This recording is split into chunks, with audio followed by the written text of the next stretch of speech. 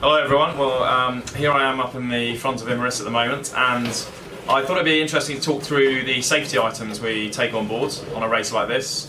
Safety in an ocean race is a primary concern, so we have to make sure that we meet all the criteria of the offshore regulations, and we have a lot of gear to take with us. And I thought it'd be interesting to talk about some of the gear we wear when we're actually sailing the boat from day to day, and then the survival kit we will take in the event of abandoning a ship.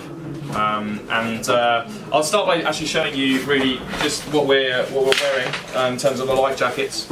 Now this is sort of one of the latest. It's actually life jackets are pretty lightweight these days, and you can move around very well when you've got them on. And we actually have these tethers which are brilliant because you can clip on and clip off with one hand. So that makes it really easy to jump to different positions in the boat and stay clipped on the whole time. We have in these life jackets what is called an AIS beacon. Now these are really our best friend if we have a man overboard situation. So these are actually activated automatically by the life jacket. There's one of these in here. I also wear one in my trousers as a spare. And what that does is it enables you to actually find the man overboard directly from the vessel. So this will actually come up as a flashing dot on the chart plotter we have on board, so that the boat can then manoeuvre straight back to the man overboard. We have also on us a EPIRB PLB, which is what we wear on us and activate in the case of a man overboard as well. However, this will go straight to the emergency services and the Coast Guard, and that will then spark a rescue operation. So that can take a long time. I mean, anything between 1.5 hours and 10 hours is the time you would expect someone to get to you. So in terms of the other kit we've got on board, we have to take a big medical bag with us.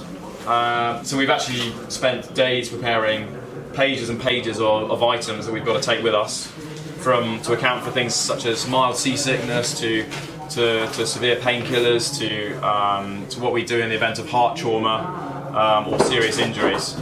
And then Pablo and I have done first aid training, so we can have a good idea how to apply a lot of that equipment, which is obviously very important. These are our survival suits for Pablo and I, and this is something we will put on if we've got a risk of getting cold and hypothermic. So if we do happen to be in the middle of a storm, conditions are very wet on deck, and we start getting cold with our current clothing, then it's actually a really good idea to put these on, as they're very thick, they're great at insulating, as well as being a dry suit. We would put these on in the event of abandoning ship as well. This is effectively a survival suit. Before we had to get off the boat in the case of having a fire on board or the boat sinking, we would abandon ship to a life raft, put these on, and then we would access our grab bag. Now the grab bag is really the survival container that we have on the boat that we take with us on the life raft, and that has some very key items inside. We have ration food there, 10,000 kilojoules between us. We take an assortment of flares with us. We've got hand flares for attracting attention, and also 2 smoke flares. A flashlight, which is obviously really important for getting seen at night. GPS for finding out our position. We have a VHF for contacting nearby ships and also aircraft. And then lastly, we have a satellite phone. So obviously with a satellite phone we can call the emergency services, we can give our position as well and keep them updated of our position, because that obviously changes with the drift of the life raft.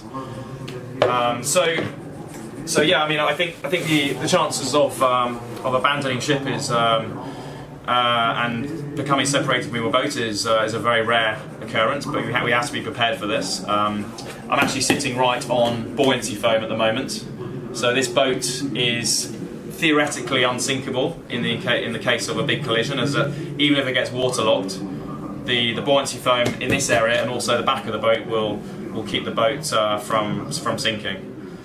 So having all this safety equipment ready is obviously very important, but what is also crucial is having the training in order to carry out the safety operations and applying it successfully.